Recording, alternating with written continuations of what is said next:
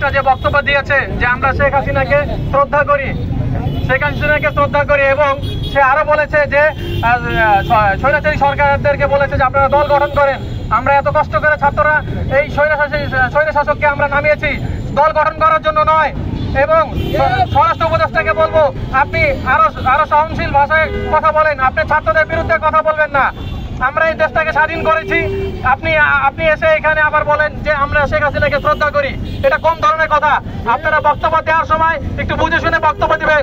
এই ছাত্ররা আপনাদেরকে উপরে বসাতেও পারবে, আবার নামাতেও পারবে। সুতরাং আপনি আরো ভদ্রভাবে, আরো ছাত্রদের পক্ষে যেটা বলা যায় সেটাই বলবেন। উনি শ্রদ্ধা পাওয়ার যোগ্য না, উনি হচ্ছে খুনি। আমাদের অনেক ছাত্র ভাইদের খুন করেছে উনি, ওনার আদেশে সবকিছু করা হয়েছে। সুতরাং ওনাকে কিভাবে শ্রদ্ধা করে এই কথা উনি কিভাবে বলে এই পদে বসে? এই কথা আমরা বর্জন করি ছাত্র সমাজ। এবং উনি আরো সুষ্ঠুভাবে তদন্ত করবে। উনি যেখানে বসছে উনি কোনো মামলা বা কিছু না করে উনি বলে যে তাদেরকে দল গঠন করতে। এরকম কথাবার্তা আমরা ছাত্র সমাজ প্রত্যাখ্যান করি। তাদের বিরুদ্ধে অ্যাকশন না নিয়ে উনি বলে তাদেরকে দল গঠন করতে। এটা চলবে না। ছাত্র সমাজ এগুলো প্রশ্রয় দিবে না। অনেক জানের বিনিময়ে এই দেশ স্বাধীন হয়েছে। সুতরাং ছাত্র সমাজ এগুলো প্রতিদান অবশ্যই নিবে। আরো কিছু বলবেন জনতার পক্ষ থেকে? এক মুরব্বী বলবেন। আমি সকল শহীদের রক্তের প্রতি মাগফিরাত কামনা করে আমি আপনাদের সামনে কিছু কথা বলতে চাই। আমি প্রথমেই কথা বলতে চাই ছাত্র আন্দোলনের যারা নেতৃবৃন্দ আছেন, আমার সন্তানরা, আপনাদের কাছে আমার একটি অনুরোধ থাকবে। আমি গতকালকে সারা রাত ঘুমাতে পারি নাই।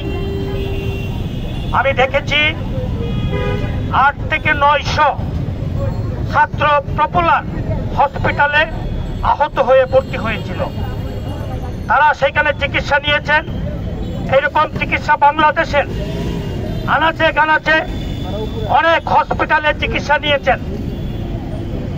সেই সব হসপিটাল থেকে এক একজন ছাত্রের গার্জিয়ানকে 5 লক্ষ, 3 লক্ষ, 7 লক্ষ, 2 লক্ষ, 1 লক্ষ টাকার কোনো বিল নাই। সবই হচ্ছে 1 লক্ষ টাকার উপরে। অতএব আমি সেই সব হসপিটালকে আমি ধিক্কার জানাই। আমার সন্তানরা রাস্তায় পড়ে গুলি খেয়ে আহত হয়ে আপনার হসপিটালে গিয়েছে, সেখানেও আপনি ব্যবসা করছেন।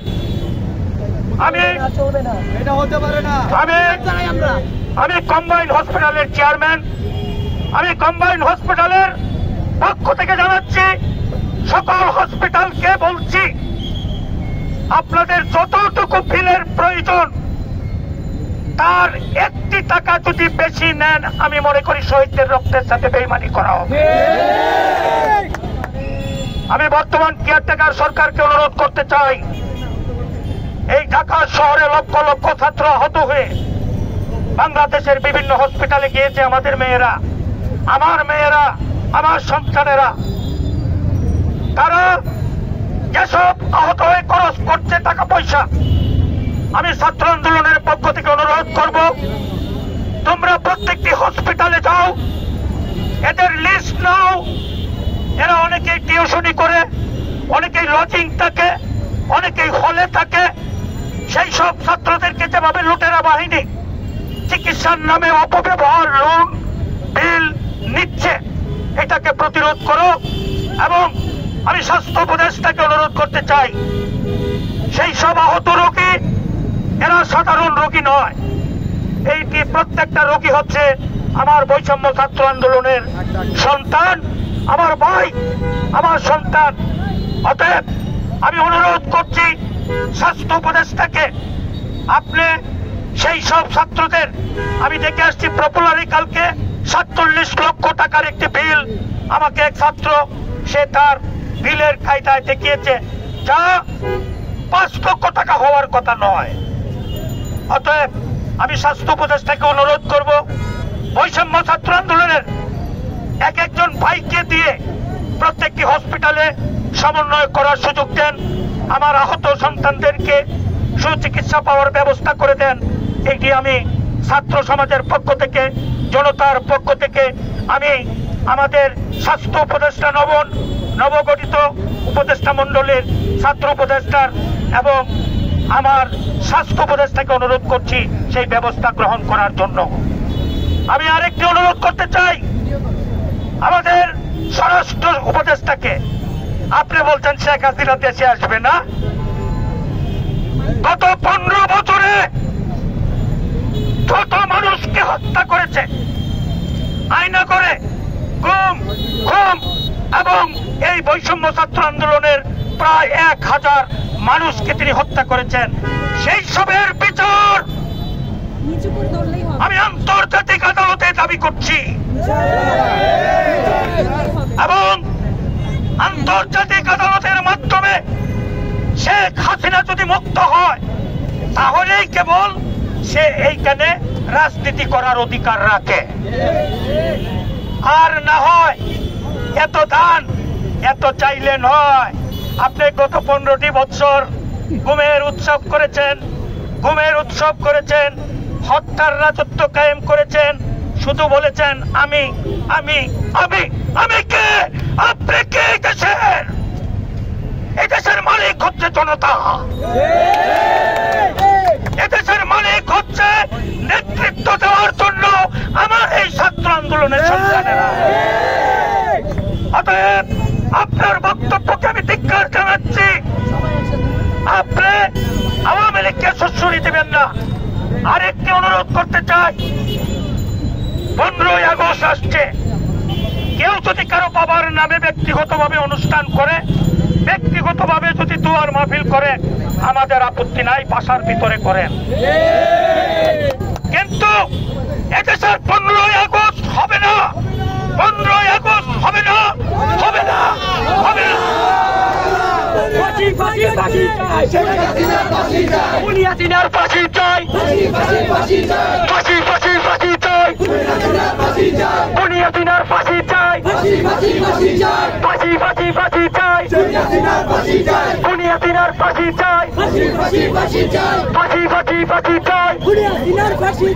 অতএব আমি স্বরাষ্ট্র উপদেষ্টাকে অনুরোধ করছি, আপনি হাজার হাজার রক্তের বিনিময়ে এই স্বাধীন বাংলাদেশে আপনি দায়িত্ব নিয়েছেন।